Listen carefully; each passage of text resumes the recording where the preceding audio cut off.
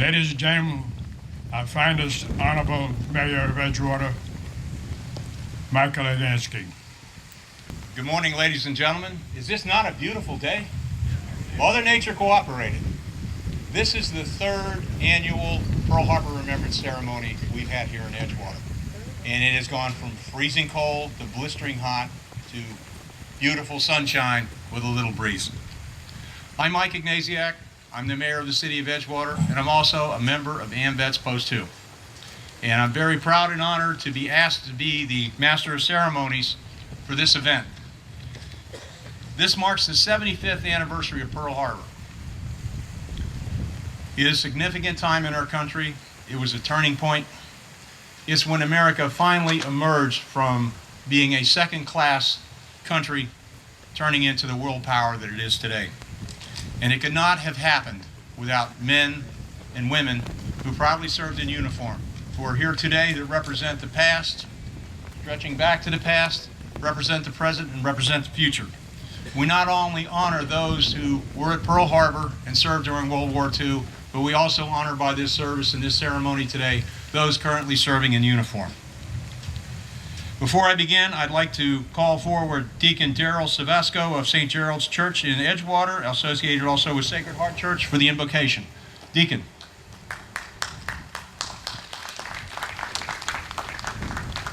Thank you, Mayor. Heavenly Father, on this as the anniversary of the attack of Pearl Harbor, we honor the memories of the Americans who died, the ones wounded, and those who stood in our defense.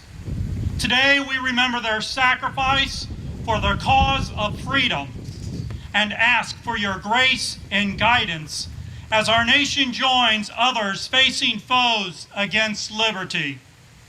May we have the character and the courage of our Pearl Harbor forebears to support and defend the basic human rights and dignities which you have endowed in all of your people, and the ability and option to speak freely, work securely, partner with whom we love, have a family of our choosing, travel safely, gain education, and worship you according to our understanding. Finally, Father, we pray that humanity may live in security and confidence, as written by the prophet Isaiah, when nation shall not lift up a sword against a nation, neither shall they learn war anymore. Guide and direct us in all that we do, so we may bring glory and honor to you, and bring peace on earth and goodwill towards all. We ask all of this in your name. Amen.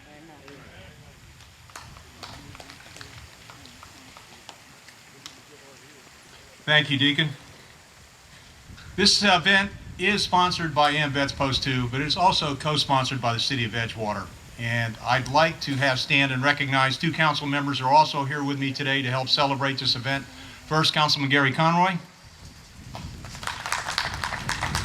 And secondly, Councilwoman Amy Vaughn.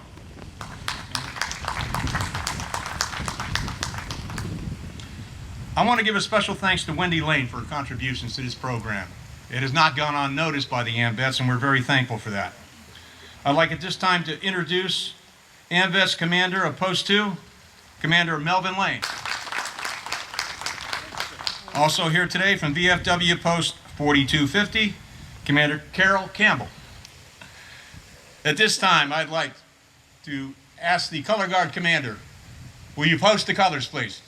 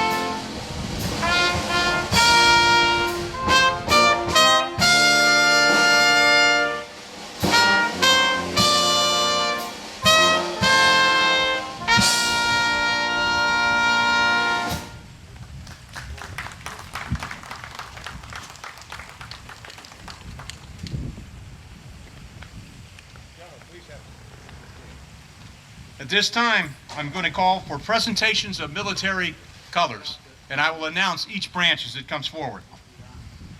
First, National Guard colors, established December 1636.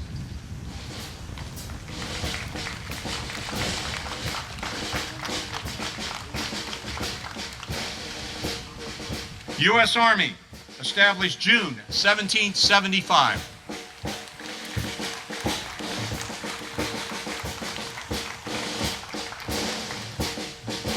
U.S. Navy, established October 1775. United States Marine Corps, established November 1775.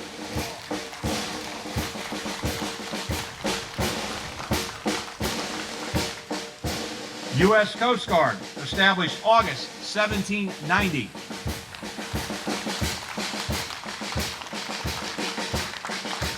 And U.S. Air Force, established September 1947.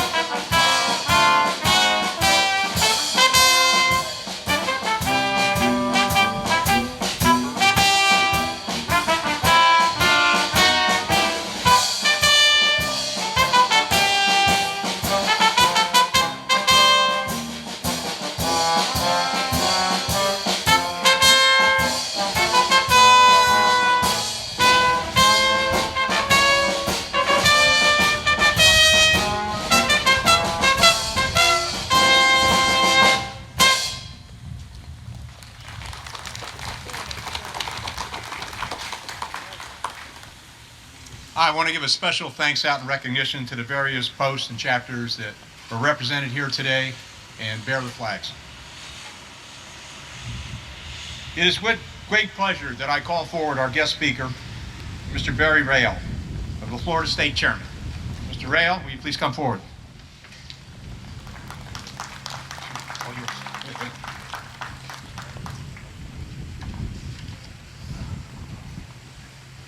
Good morning, everyone. My name is Barry Rouse. I'm Sons and Daughters of the Pearl Harbor Survivors, Florida State Chairman, newly elected.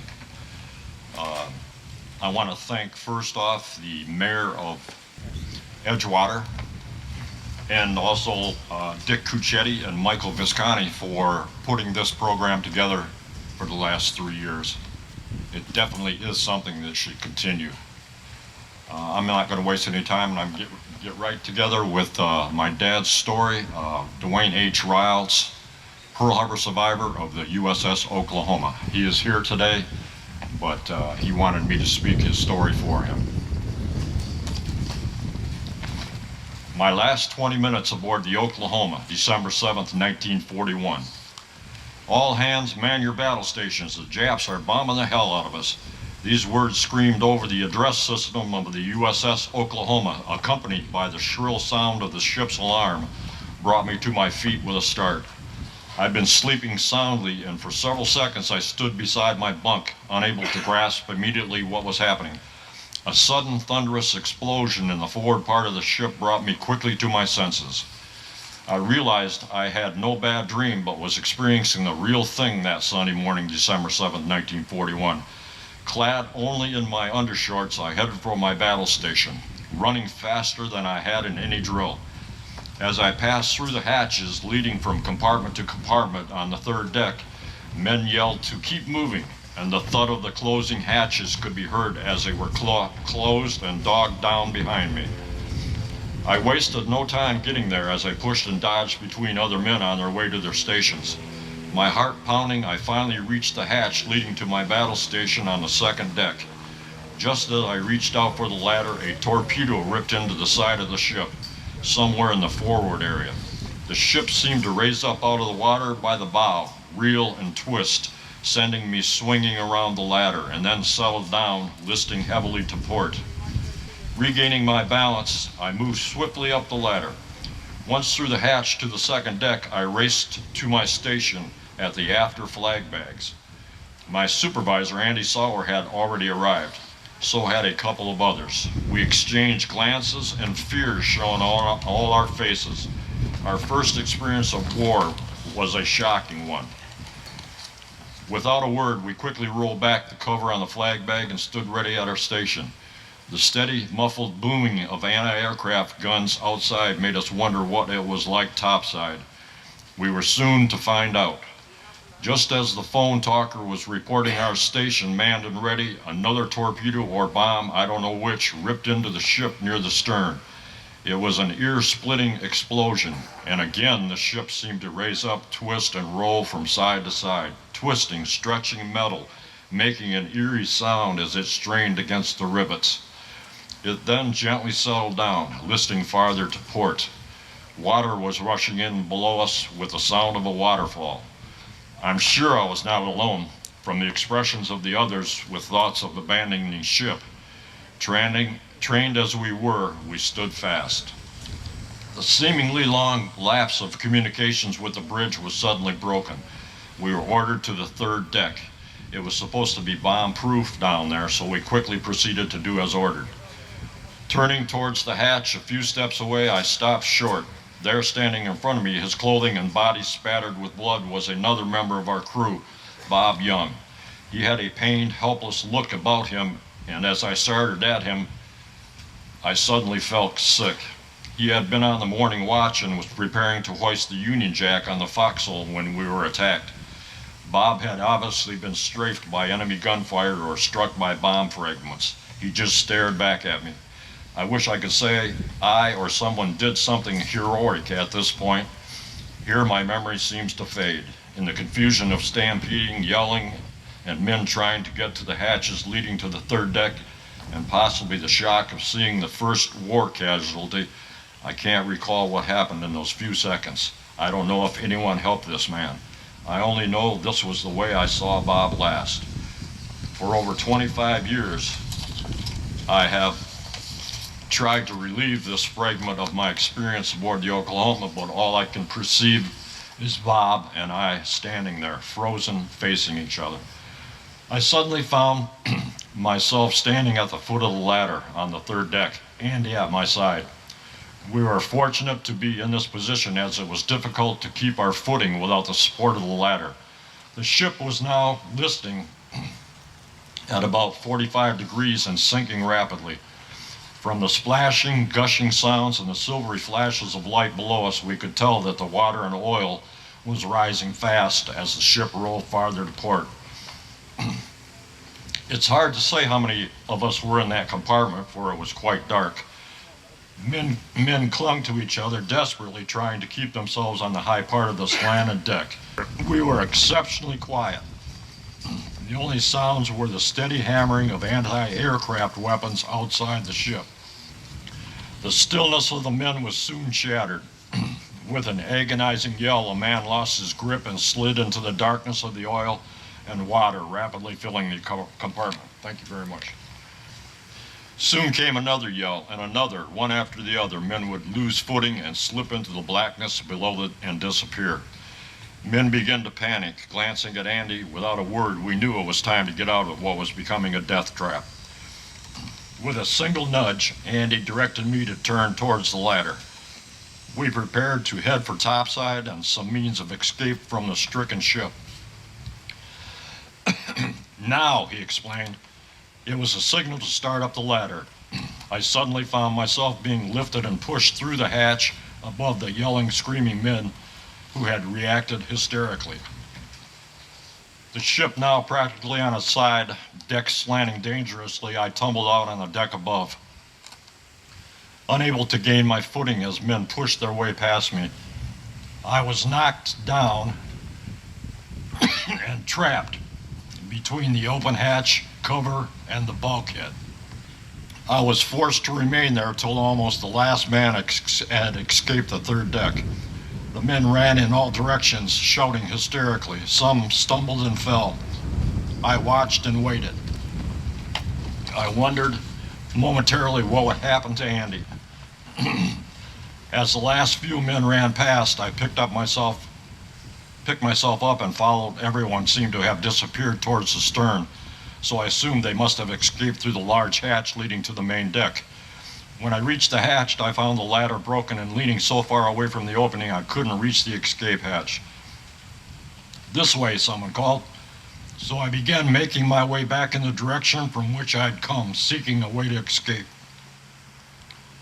Unable to keep up with the others, I soon found myself alone. I kept telling myself there had to be a way out. Clinging to anything that protruded from the bulkhead, I groped my way along the dark passageway.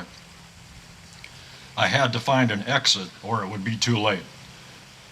Suddenly, I remembered the ray of light that had kept us from complete darkness while trapped on the third deck. It had come from a porthole in sickbay, and the doorway was just ahead.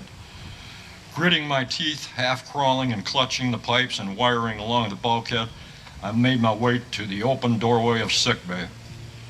Reaching the doorway, I looked up, and there it was, my only hope, the big porthole.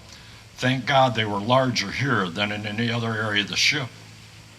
So I knew if I could get to it, I would have little trouble getting through. It was going to be difficult, though, for the ship had rolled so far on its side the opening was almost straight above me. Shaking and nervous, I eased myself inside the doorway and lay back against the bulkhead to rest a few seconds. Surveying the situation, I was going to have it fairly easy until I pulled myself adjacent to the open porthole. From there, I wasn't sure. It was now or never, so I began working my way up to the open porthole. It was more difficult than I had anticipated, but I was determined to make it. When I reached the porthole, I found it was just a little over arm's length away. I rested a while and thought about what I must do next. I would have to hold on to the angle iron with one hand and reach out with the other, grasping the edge of the porthole. If my hand slipped, I would go hurtling down through the open doorway below me and go crashing into the bulkhead of the next compartment. Getting a good grip on the angle iron above me, I stretched my arm out towards the porthole as far as I could reach. My fingertips just folded around the edge of the porthole. I let go of the angle iron, swung out beneath the opening, and quickly grasped the edge with my other hand. With what seemed my last ounce of strength, I pulled myself up as though chinning myself, and my head and shoulders popped through the opening to freedom. I pulled myself the rest of the way up through the opening to freedom. I pulled myself the rest of the way out of the porthole and lay stretched out on my stomach, exhausted. Rested and sitting up, I glanced back at the portholes, seeing a line nearby that had previously been dangling over the side. I crawled back to it and dropped the end through the opening. I figured it would make it much easier for anyone else trapped below to make their escape. The ship was lying completely on its side now and still rolling over. Standing up, I moved around the bottom as I walked. I looked around the harbor at the devastating sight. I gasped at what I saw. Most of the firing had ceased. At least I don't recall hearing any in the immediate area. A short distance on our stern, smoke and flames rose high coming from the USS Arizona. Smoke billowed from ships all around the harbor. The water below me was filled with screaming men clamoring to reach a motor launch that had come to the rescue. The water was covered with oil and debris. Believing the initial attack over by absence of gunfire, I looked towards the USS Maryland tied up inboard of my ship. She was about 75 feet away. She was still afloat. The possibility of the Oklahoma exploding and sinking crossed my mind. I must do something. I could try for the launch or swim to the Maryland. Fearful of the long drop to the water below, I sat down on the bottom to decide which to do and when. My decision came quickly when I saw the gun crews of the Maryland train their anti-aircraft weapons skyward. I looked up and to the east, coming in over the mountains, a flight of planes came into view. They were too high and too far away to identify with naked eye, but without hesitation, I slid off the bottom feet first for the long plunge into the water. My knees buckled when I struck the water, and I submerged below the surface, seemingly heading for the bottom. Immediately, I began clawing with my hands in an effort to reach the surface as quickly as possible. When I felt that my lungs would burst for want of air, my head suddenly broke the surface. Gasping for breath and wiping the oil from my face with my forearms, I looked around desperately for the motor launch I had been seen before I jumped. I spotted it about 30 feet away towards the heavy smoke and flame of the Arizona. I began swimming frantically to reach it. It was surrounded by screaming, yelling men trying to get in. Filled with fear, I knew I must reach the launch before it was filled to capacity. My hopes vanished when suddenly planes roared overhead, their guns firing, bullets ricocheting off the bottom of the Oklahoma, and small geysers of water around me sent a wave of fear through my body. Turning again to the launch, its gunwales level with the water, I gave up hope of rescue. Overloaded and men clinging to its side, the launch suddenly began taking on water. Within seconds, it sank, spilling the men back into the slimy, burning water. The enemy strafing attack apparently over, I now realized I must take my other alternative. I turned my head for the Maryland. She was much farther away now, and I had the feeling I couldn't swim that far. Still determined to save myself, I began kicking my feet fiercely and swinging my arms erratically in an effort to get myself to the side of the Maryland. Nearly exhausted, my hands finally touched the side of the Maryland. Holding on to the top of the blister along the ship's side, I paddled and guided myself to a line hanging from the rail above. Taking hold, I just hung there for a while to rest. Suddenly, guns on the Maryland's deck opened fire again. Engulfed in fear, I wanted to get out of the water to the safety of the deck above. I got a firm grip on the line and began to climb up the side of the ship. My hands oily and wet, about halfway up, I lost my grip and slipped back into the water, splashing around frantically, almost hysterically. My hands found the line again, and once more I tried to ascend to the deck. Nearly to the rail, I began to feel weak, and losing my grip once more, I plunged back into the water. Finding the line again too weak to attempt it again, I just clung to the end of the line, tired and frightened. Guns above still blazing, and feeling quite alone and unprotected in the water, I soon found new strength and was ready to attempt it again. Looking up, a man spotted me in my plight and offered help. I welcomed his offer, and with him pulling me and climbing, I finally made it over the rail. I fell exhausted on the deck. Tired and stunned, I finally pulled myself up and sat leaning against the bulkhead. The horror of my experience, the odor of burning oil and flesh, and the sight of our ships burning, and sinking all around, flashed through my head like a freight train racing through the night. Looking back at the mighty Oklahoma now overturned, a strange sensation went through my body. I realized how real the whole experience had been. The thought of men still trapped inside her sickened me. Suddenly I knew I was no longer just a boy of 18, but had become a man. Jumping up, I raced to take my position in line of men passing ammunition to 5-inch guns. I'm going to end my dad's story here. He later was transferred to the USS Dewey, a destroyer out of Pearl Harbor, and was in every battle in the Pacific after that, where he received 15 battle stars. Thank you very much. That is a remarkable first-hand account by someone that was there and experienced the horrors of December 7th. And as such, I'm going to ask Barry to have his father stand and please be recognized by the crowd. Mr. Rail.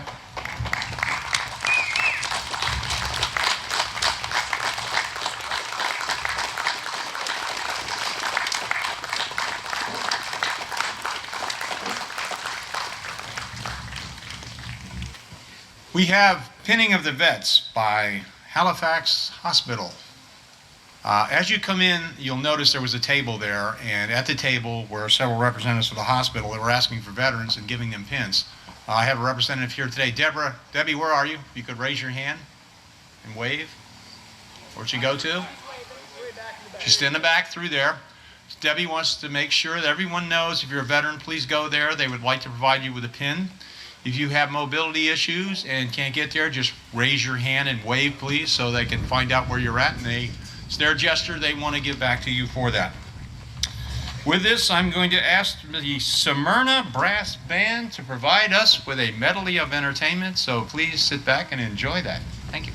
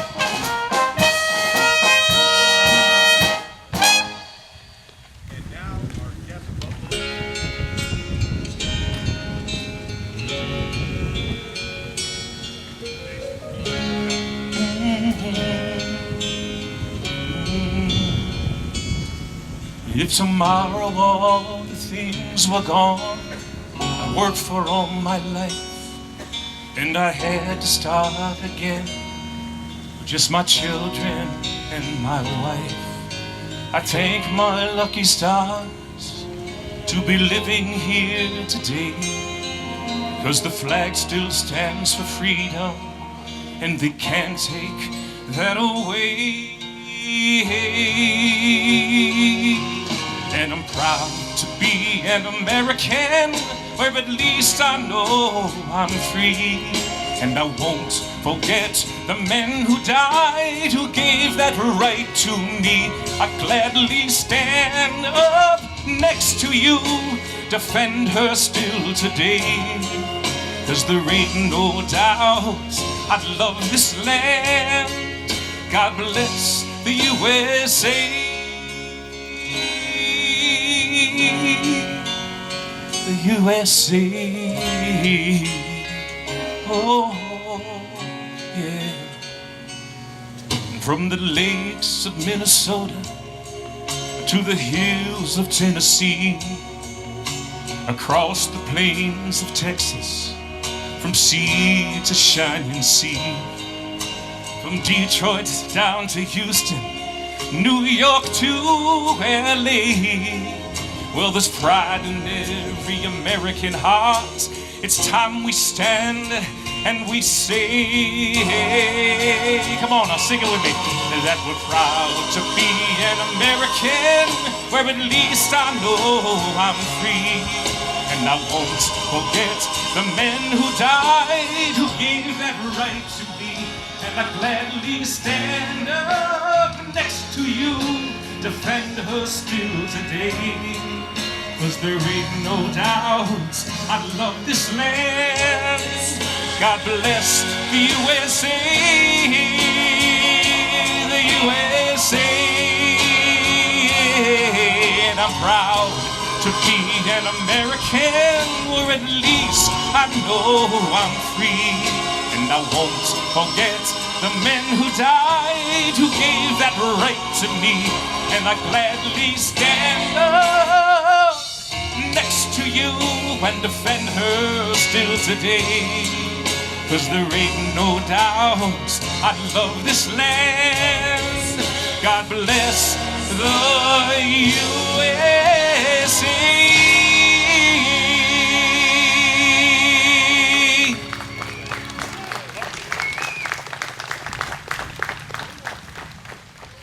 It's my pleasure at this time to call back up to the microphone the founder of our concerts, which all began about 3 years ago, Mr. Michael Visconti, for a reading.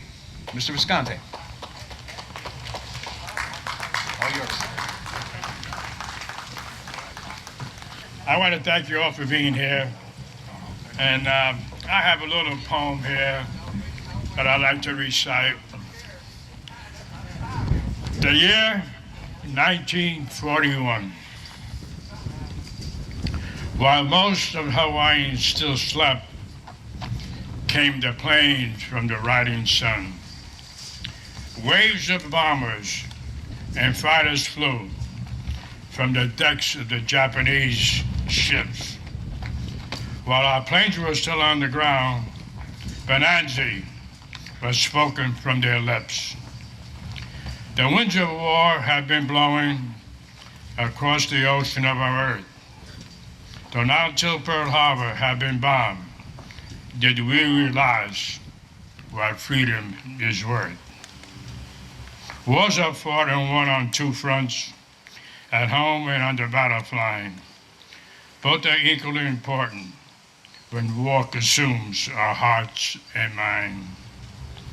The attack brought us World War II with death, pain, and separation. All who has served were well alone. The sacrifice for their nation. Thank you.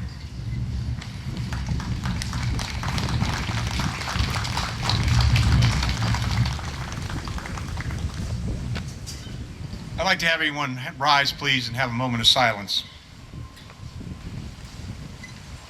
Mr. Patriotic.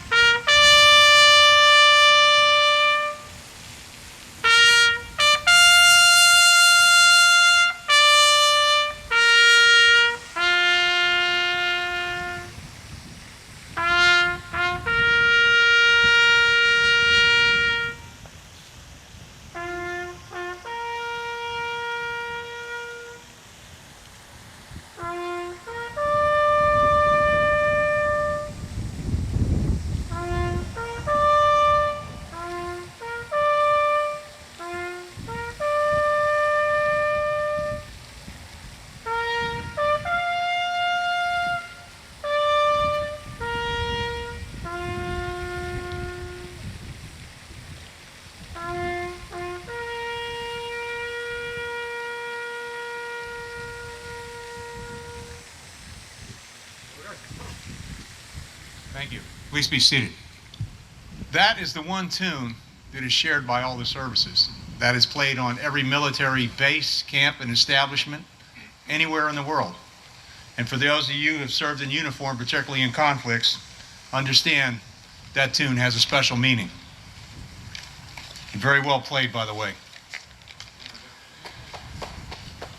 I'm going to ask at this time St. Gerard's Choir, please come forward. One member may a choir make, and hopefully her voice is as beautiful as his. And at this point in time, I will yield the floor.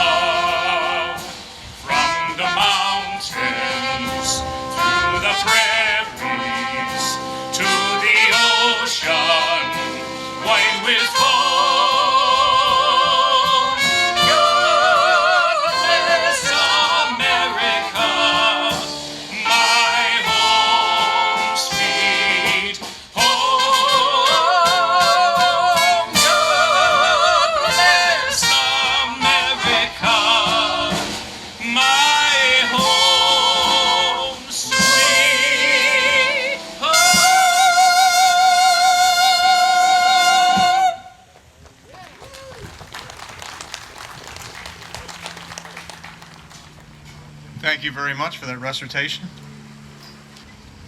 Color Guard Commander, will you please post the color guard to retire the colors?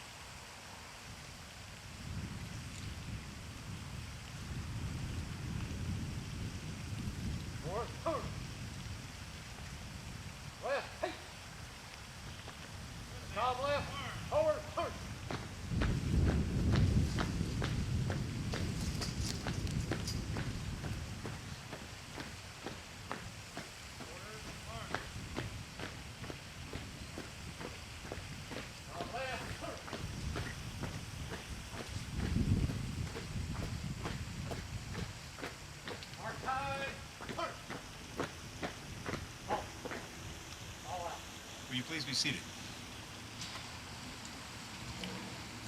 I'd like to give special recognition to Patriotic School of Music. Wonderful melodies. Thank you very much. Always great.